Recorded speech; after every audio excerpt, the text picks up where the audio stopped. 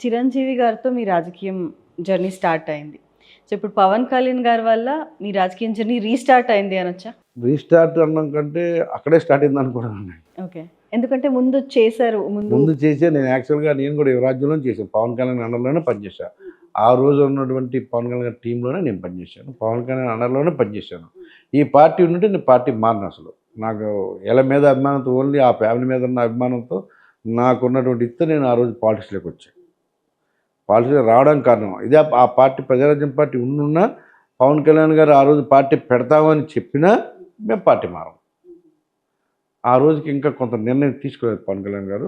ఇంకా ఆ టైంలో నాకు ఆఫర్ వచ్చింది కాబట్టి నేను వెళ్ళాల్సొచ్చింది. సో, పొలిటికల్‌గా నన్ను నమ్ముకున్న వాళ్ళు ఉండమని యాక్చువల్‌గా ఆగిపోదాం అనుకున్నాను నేను. ఆ టైంలో మా వెనకున్న వాళ్ళందరూ ఆగిపోతే గల మా మేము కూడా మీ మీద ఆధారపడి అలాగ అనడం వల్ల నేను ఆ రోజు నిర్ణయం తీసుకోవడం జరిగింది. లేకపోతే అసలు పార్టీ మారం. హ్మ్. అంటే నాకు చాలా హ్యాపీ చెప్పా కదా! నేను ఎక్కడ స్టార్ట్ అయ్యానో అక్కడి నుంచే ఎమ్మెల్యే కావడం. అది కూడా రికార్డు స్థాయిలో.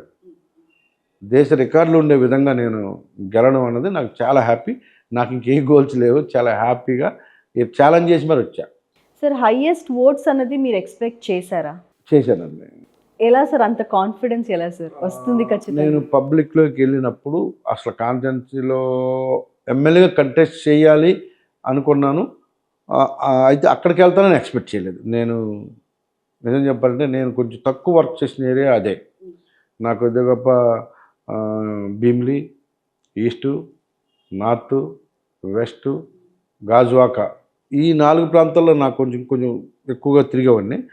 సౌత్‌లో మ్యాక్సిమం తక్కువ తిరిగేవాడిని. అనుకోకుండా అక్కడికే వెళ్ళాల్సొచ్చేసింది.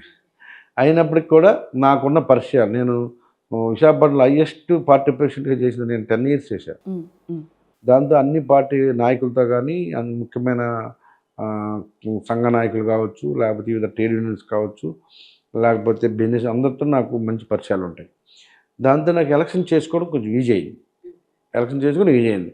అయితే నేను స్టార్టింగు నా మీద వైఎస్ఆర్ కాంగ్రెస్ పార్టీ ఏ విధంగా నన్ను చీట్ చేసింది, నన్ను ఒక కార్పొరేటర్‌గా పోటీ చేయించి ఆడ ఉంచేయడం కానీ, నన్ను ఎమ్మెల్యే సీట్ ఇస్తానని ఇవ్వకపోవడం కానీ, మేయర్‌గా ఇస్తానని ఇబ్బంది పెట్టడం కానీ, ఇయన్నీ నగర ప్రజలు గ్రహించారు.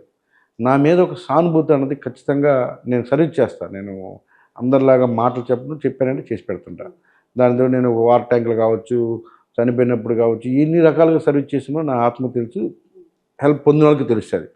నేను ఎక్కడ ఇంకొక విషయం ఏంటంటే ఎవరికైనా నేను హెల్ప్ చేసినా గానీ, లేకపోతే ఏదన్నా ఉదాహరణకి ఏదైనా విజయవాడ వెళ్లి పని చేయాలన్నా గానీ, బస్ టికెట్‌కి ఒక టీ కూడా ఎక్కడ ముట్టుకోను నేను. బస్ టికెట్ ఫ్లైట్ టికెట్ గానీ నేను అసల ముట్టుకోను. ఎంతమంది ఎంప్లాయీస్ ట్రాన్స్‌ఫర్స్ ఇష్యూలో గానీ, లేకపోతే నేను చేయగలిగిన హెల్ప్ ఎక్కడ చేసినా కూడా కనీసం ముట్టుకునే పరిస్థితి నా నా నిజాయితీ వాళ్ళందరికీ తెలుసు కాబట్టి, ఖచ్చితంగా నేను 25,000 ఓట్లతో గెలుస్తానని స్టార్టింగ్ అనుకున్నానండి. తర్వాత నేను కాన్స్టిట్యున్సీ‌లోకి వెళ్ళిన తర్వాత క్రమేణా అతి తక్కువ ఓట్లున్న కాన్స్టిట్యున్సీ 1,37,000 పోలైనయి. అందులో 65,000 మెజారిటీ. సో, అతి తక్కువ పోలవుతాయి అక్కడ. నేను 25,000 అనుకున్నాను. కొన్ని రోజుల తర్వాత 40,000 అనుకున్నా. 40,000 వరకు లాగుతాం అనుకున్నానండి. తర్వాత ఎలక్షన్ రోజు డిసైడ్ అయ్యాను 65 వస్తదని. ఎందుకంటే చాలా అరుదైన సంఘటనలండి అవి. మనం క్యూ లైన్‌ల దగ్గరికెళ్తున్నప్పుడు, బూతుల దగ్గరికెళ్తున్నప్పుడు ఇలాగ దండం పెట్టినప్పుడు అక్కడ ఉన్నటువంటి మహిళా సోదరీమణులు గానీ, యూత్ అందరూ కూడా "సార్ మీరు రావద్దండి. ఎండలో మీరు ఎందుకు తిరుగుతున్నారు? మా ఓట్లన్నీ మీకే. ఎక్కడికెళ్ళినా మా ఓట్లన్నీ మీకే. మీరసలు రావద్దు, మీరు తిరగొద్దు." ఈ వర్డ్ చాలా అరుదుగా వస్తది. ఆ క్యూ లైన్ వాళ్ళందరూ చెయ్యి ఊపేసి "మీరు రావద్దు, మీరు వెళ్ళిపోండి, ఎండలో తిరగొద్దు" అలాగ అనడం చాలా అరుదుగా ఉంటదండి. ఆ సంఘటన నేను ప్రతి పోలింగ్ స్టేషన్‌లో చూసా అన్నీ తిరిగితే. ఆ డే అంతా. ఓకే. ఈవినింగ్ కల్లా నాకు ఆ ఫీలొచ్చింది. 65 కన్ఫర్మ్‌గా రీచ్ అవుతాం. ఆ పార్టీ ఇంక లేదని డిసైడ్ అయిపోయాం. దాంతో పాటు మా వాళ్ళు కౌంటింగ్‌కెళ్తున్నప్పుడు చెప్పా. మీరు కౌంటింగ్‌కెళ్ళేటప్పుడు కూడా వాళ్ళ అధికారులు ఏం చెప్తే అది రాసుకోండి తప్ప ఎక్కడ ఏం మాట్లాడొద్దు. ఎందుకంటే వాళ్ళకి ఓట్లు పడవు. వాళ్ళు గొడవలు చేయడానికి ప్రయత్నం చేస్తారు. ఆయన మనస్తత్వం నాకు తెలుసు కాబట్టి మీరు కామ్‌గా కూర్చున్నాను. మా వాళ్ళు నేను 65,000 అంటే 65,000 ఎలా 1,37,000లో 65,000 ఎలా వస్తాయి అన్నాడు. సరే నేను చెప్తున్నాను వస్తాయి. మీరు కామ్‌గా కూర్చొని రాసుకొచ్చేయండి అన్నా. యాజ్ ఇట్ ఈజ్‌గా వచ్చాను. కొన్ని నియోజకవర్గాల్లో కూడా మేము అనుకున్నది చెప్పా. ఆ పల్స్‌ని బట్టి ఈస్ట్‌లో 70,000 వస్తాయని చెప్పాను. గాజువాకలో 90 అని చెప్పాను. మా వాళ్ళందరి ముందు ఓపెన్‌గా డిస్కస్ చేశాను. ఎక్కువ ఓట్లు కదా అక్కడ. గాజువాక 90 ప్లస్ అనుకున్నాం. భీమిలి అలాగ అనుకున్నాం, నార్త్ 40 అన్ని యాజిటీస్గా మేము డిస్కస్ చేసినవి వచ్చాయి. ఎందుకంటే ఆ పల్స్ తెలిసిపోతూ ఉంది విపరీతంగా. జగన్మోహన్ రెడ్డి గారు అందరినీ క్యాండిడేట్ల మీద వ్యతిరేకత కాదండి అది. క్యాండిడేట్ల మీద వ్యతిరేకత, జగన్మోహన్ రెడ్డి గారి మీద వ్యతిరేకత. ఆయన మనస్తత్వం మీద ఎలక్షన్ జరిగింది. ఆయన ఆయన వ్యక్తిత్వం మీద యూజ్ అండ్ త్రో మనిషి అని ఒక వర్గము, వాడుకొని వదిలేసే టైప్ అని ఒక వర్గము, ఇతను రాజకీయాలకు పనికిరాడు అసలు అని ఈ సైకో టైప్ అన్నది, ఈ రకరకాల ఈక్వేషన్స్ డిస్కషన్ జరిగేవి. ఎవడి మాట ఎండని, ఎక్కడ డిస్కస్ చేయడని, అసలు ఎవరిని పట్టించుకోడని. నిజమే, పాపం ఎలక్షన్కి ముందే అందరికి ముద్దులు పెట్టేవాడు, పిలిచి పిలిచి ముద్దులు పెట్టేసేవాడు. సీఎం సీట్లో కూర్చొని ముద్దులు కాదుగా చూడడానికి కూడా కరువు అయిపోయింది, మాట్లాడడానికి కూడా కరువు అయిపోయింది. పైగా ఇంకొక విషయం ఉందండి, అక్కడ ఏ నాయకుడు కూడా హ్యాపీగా లేడు. ఒక కాన్స్టిట్యున్సీ ఎమ్మెల్యే తను ఎంత ఖర్చు అవుద్దో, ఎలా పెట్టుకుంటారో, ఎలా ఉంటుందో అందరికీ తెలిసిన విషయం. తనకు మినిమం గౌరవం ఉండదు. ఒక కానిస్టేబుల్ని మార్పించుకోవడానికి కానీ ట్రాన్స్ఫర్ చేయించుకోలేడు ఆ ఎమ్మెల్యే ఆ పార్టీలో. ఒక మంత్రి కూడా చేయించుకోలేడు, ఆ మంత్రి కూడా కానిస్టేబుల్ని ట్రాన్స్ఫర్ చేసుకోలేడు. అంత ఘోరమైనటువంటి వ్యవస్థ అది. ప్రజాస్వామ్యంలో ఎవరైనా నువ్వు సీఎం అయితే ఎలాగ పరిపాలించాలనుకుంటావో అదే పరిపాలన తన నియోజకవర్గ ఎమ్మెల్యే కూడా అనుకుంటాడు. అదే పరిపాలన తన కాన్స్టిట్యున్సీలో ఎంపీ అనుకుంటాడు. మంత్రి కూడా తన పవర్స్ని ఆడుకోవాలనుకుంటాడు. ఎక్కడ అవి కనపడవు. అయితే సజ్జల, లేకపోతే ధనంజయ రెడ్డి, లేకపోతే ఇంకొక ఆయన వీడు కాదంటే ఆ పెద్దిరెడ్డి, వీళ్ళు తప్ప ఎవరికి పవర్స్ లేవు. ఆ పార్టీ ఉన్నా లేకపోయినా ఒకటే, పదవి ఉన్నా లేకపోయినా ఒకటే.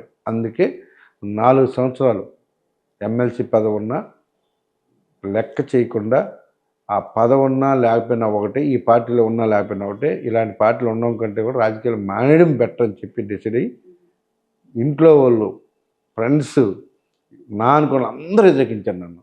వద్దు అని. నేను ఎక్కడ స్టార్ట్ అయినా అక్కడికి వెళ్తున్నా, ఫ్రెష్గా రాజకీయాలకు వస్తున్నా అనుకోండి, సీట్ ఇస్తే కంటెస్ట్ చేస్తా, లేకపోతే పర్లేదు.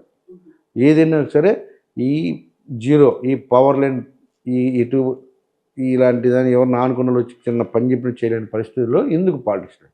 ఓ పక్క మన మనసులు దూరం అయిపోతారు ఏమీ చేయలేక, మరో పక్క అక్కడ ఏమీ అవ్వదు. సో ఇలాంటి పాలిటిక్స్ అన్నవి వేస్ట్ అనుకుని డిసైడ్ అయ్యి ఈ వ్యక్తి దగ్గరగా అందరూ చాలామంది చెప్పారు, మళ్ళీ జగన్మోహన్ రెడ్డి గారు రాబోతూ ఉన్నారు, 130 సీట్లు వస్తూ ఉన్నాయి, సర్వేలు చెప్తా ఉన్నాయి అనేసి చాలామంది వ్యతిరేకించండి. చాలామంది నేను డిసైడ్ అయ్యా, ఏదైనా పర్వాలేదు, నా అనుకున్న దగ్గరికి వెళ్తున్నాను నేను మళ్ళీ బ్యాక్, ఏదైతే తేలుతుందని చెప్పేసి ఒక స్ట్రాంగ్ నిర్ణయం తీసుకొని ఇంట్లో వాళ్ళు కూడా భయపడిపోయి వ్యతిరేకించారు. వద్దు ఇలాంటి ఎందుకు, నీకు 4 సంవత్సరాలు ఉండదు, ఎందుకు కంగారు, ఎలక్షన్ తర్వాత చూద్దామన్నా. ఎలక్షన్ తర్వాత అవసరం కోసం వెళ్ళినట్టు ఉంటుంది, ఇప్పుడు పార్టీ కోసం వెళ్ళినట్టు ఉంటుంది. ముందు వెళ్తేనే దాని మజా ఉంటుంది. ఆ తర్వాత పదవి నాకు అవసరం లేదు, ఒత్తిపాద్ది ఎమ్మెల్సీ, ఐ డోంట్ కేర్, నేను మా నాయకుడి దగ్గర ఉంటాను కదా చాలా అనుకుని డిసైడ్ అయ్యానండి. అలాగ అనుకుంది. ఆ తర్వాత ఎలక్షన్ రావడం అన్నీ మీకు తెలిసిన విషయం. నాకు కూడా వెళ్ళిన వెంటనే నా మీద ఉన్న అభిమానంతో కావచ్చు, నమ్మకంతో కావచ్చు, పవన్ కళ్యాణ్ గారు కూడా జిల్లా పార్టీ బాధ్యత నాకు అప్పచెప్పారు విశాఖపట్నం సిటీకి. వెంటనే నేను అడగలేదు కూడా, యాక్చువల్గా వెంటనే ఆయన ఇవ్వడం జరిగింది. ఆ తర్వాత ఎమ్మెల్యే సీట్ ఇవ్వడం జరిగింది. ఆయనకి నేను ఖచ్చితంగా నేను చిన్న హెల్ప్ చేస్తేనే లైఫ్ లాంగ్ గుర్తుపెట్టుకుంటాను. నా మనస్తత్వం అలాంటిది. నా 2 గోల్స్, నా గోల్స్ అన్నీ కూడా ఆయన ద్వారా తీరుతున్నాయి కాబట్టి ఈ లైఫ్ టైం ఇంకా ఆయనతో జర్నీ చేస్తాం. ఆయన ఏది ఆశిస్తే చేస్తాం. ఇంకా అందరిలాగా అవసరం కోసం పార్టీ అసలు పార్టీ మారనండి. ప్రజారాజ్యం పార్టీ ఉంటే అసలు నేను పార్టీ మారను. లేని పరిస్థితులు ఉంది కాబట్టి అది కూడా నేను ఇంట్లో ఉన్నోని పిలుచుకెళ్ళాను జగన్మోహన్ రెడ్డి. నేనేం వెళ్ళి పరిగెత్తలేదు, నేను ఫోన్ కాల్ కూడా చేయలేదు. వాళ్ళే 10 మందిని పంపించాయన. ఒకరోజు సజ్జల్ని, ఒకరోజు వాళ్ళ చిన్నాన్ని, ఒకరోజు కరుణాకరెడ్డిని ఇలా పంపించి హింసపెట్టి తీసుకెళ్ళి నన్ను హింసపెట్టేసాడు. అంతే తప్ప అసలు పార్టీ కూడా నేను మారేవాడిని కాదు. అసలు పవన్ కళ్యాణ్ గారు పార్టీ పెడతాంటే అసలు పార్టీ మారను. ఆయన కొంచెం లేట్గా పెట్టడం వల్ల ఆ గ్యాప్లో వెళ్ళగలిగాను.